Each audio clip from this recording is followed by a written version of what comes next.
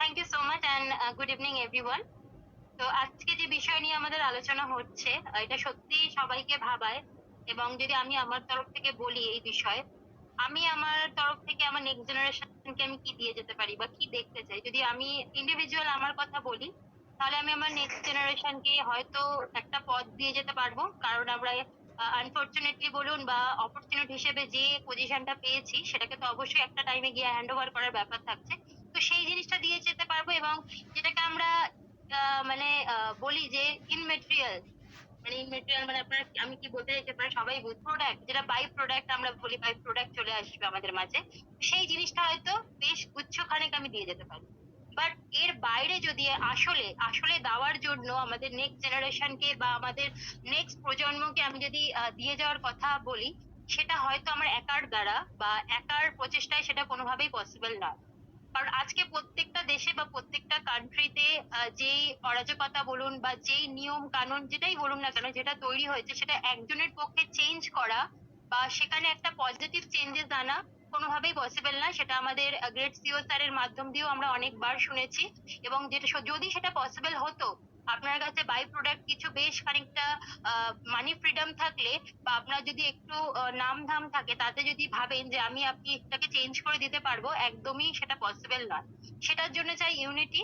এবং সেই ইউনিটির দ্বারা আমরা যদি এই জায়গাটাতে একটা পজিটিভ চেঞ্জেস আনতে পারি। কারণ আজকে দুনিয়াতে টাকা পয়সার অভাব, এই স্যার যেমন এক্ষুনি বলছিলেন যে আমরা রাস্তার ধারে অনেক কিছুই দেখতে পাই, যেটা হয়তো আমাদের মনকে অনেক সময় ব্যথিত করে। বাট দেখার পরও আমরা হয়তো অনেকেই কোনো কিছু করে উঠতে পারি না। তো এটার কারণ কি? আমাদের দেশে টাকা পয়সার অভাব একদমই নয়। যাদের কাছে আছে, যাদের কাছে টাকা পয়সা আছে, মানি ফ্রিডম আছে, তাদের কাছে প্রচুর আছে। বাট যাদের কাছে নেই, তাদের কাছে আল্টিমেট কিছুই নেই।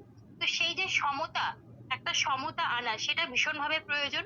অ্যান্ড এই সমতা আনার জন্যই আজ আমাদের কোম্পানি থেকেও, যেখানে আজ পর্যন্ত আমরা যে কোনো কোম্পানির ফাউন্ডিং মেম্বার হিসেবে এত মেম্বারকে কোনোভাবেই দেখিনি, সেখান থেকে দাঁড়িয়ে আমাদের সংখ্যাটা আমরা জানি আমরা কত সংখ্যক আছি। এবং এবং এই যে সমতা বজায়ের একটা একটা অংশ কিন্তু অলরেডি চালু করা হয়ে গেছে। এরপরের প্রচেষ্টা হচ্ছে আমার আপনার।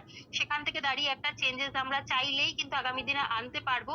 ইন্ডিভিজুয়ালি নয়, ইউনাইটেড হয়ে, ইউনাইটেড ওয়েতে আমরা চাইলে অবশ্যই একটা পজিটিভ ইম্প্যাক্ট আমাদের এই সমাজে, আমাদের নেক্সট জেনারেশনকে আনতে পারবো।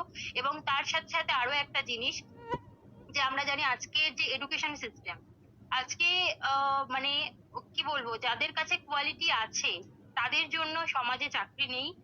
যাদের কাছে নেম ফেম পাওয়ার একটা ব্যাপার থাকে, সেই জিনিসটা হয়তো যাদের কাছে বাই প্রোডাক্ট চলে এসছে, তাদের কোনো কিছু কোয়ালিটি না থাকা সত্ত্বেও তারা সেই সমস্ত জায়গাটা, পথটা পেয়ে যাচ্ছে এবং সেই সমস্ত জায়গাটাতে নিজেদের রাজ করছেন।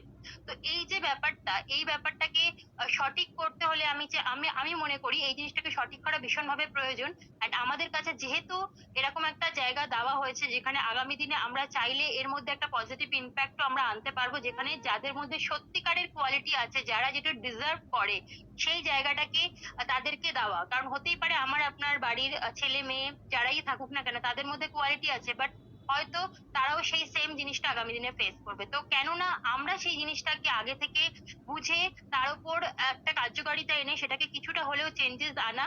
এবং এখন যে দেশ দুনিয়ার প্রত্যেকটা দেশেই যে আহ মানে জনতার কাছে যে পাওয়ারটা দেওয়া হয় না, আমাদের স্যারও বলেছেন, আমাদের নিশ্চয়ই মনে আছে, যে যদি আগামী দিনে এই যে পাওয়ার বলুন বা শুরু হয়ে গেছে অলরেডি পাওয়ার, যে জনতার কাছে আসা, মানে দুনিয়ার যারা যারা আর কি সে যে কোনো একটা ভোটিং এর মাধ্যমে বলুন বা যার যে কিছুর মাধ্যমে বলুন, একজন বা দুজনকে একটা পজিশন আনে, সেখান থেকে যদি সেই একজন দুজনের উপর ভরসা না করে জনতার উপরেও কিছুটা পাওয়ার দেওয়া, তাদের যে ভ্যালুয়েবল বক্তব্য, তাদের যে চাওয়া পাওয়া, সেটাকেও ভ্যালু দেওয়া, সেটাকেও বোঝায়, সেটাকেও আন্ডারস্ট্যান্ড করে একটা সঠিক আইন এই সমাজ ব্যবস্থার মধ্যে আনাটা কিন্তু ভীষণভাবে দরকার।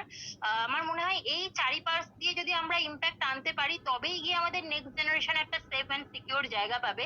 আদারওয়াইজ আমি ইন্ডিভিজুয়ালি কিছু টাকা পয়সা রেখে গিয়ে বা একটা পথ তাকে হ্যান্ড ওভার করে দিয়ে আগামী দিনে তার ফিউচারটা কোনোভাবেই সিকিউর করতে পারবো না।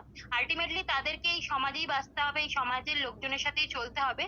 তো সেখান থেকে দাঁড়িয়ে আমাদের সকলকে মিলে একজোট হয়ে এই সমাজ ব্যবস্থায় একটা কিন্তু ইম্প্যাক্ট আনাটা ভীষণভাবে দরকার। তবেই গিয়ে আমাদের next generation safe and secure থাকতে পারবে, এটা আমার মনে হয়। তো thank you so much sir, hand over to you. Yes, thank you ma'am, thank you very much. একেবারে ঠিক। ম্যাম কিন্তু অনেকগুলো জায়গা টাচ করলেন।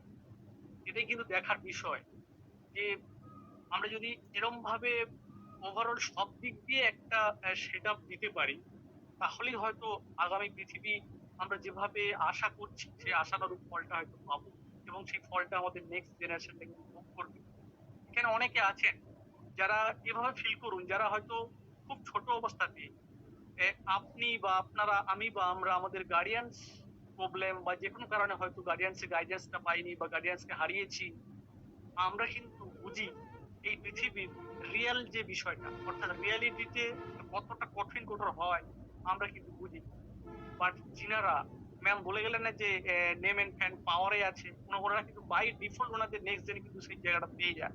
ওনারা কিন্তু জীবনে বুঝতে পারে না যে অরিজিনাল কষ্টটা কোথায়।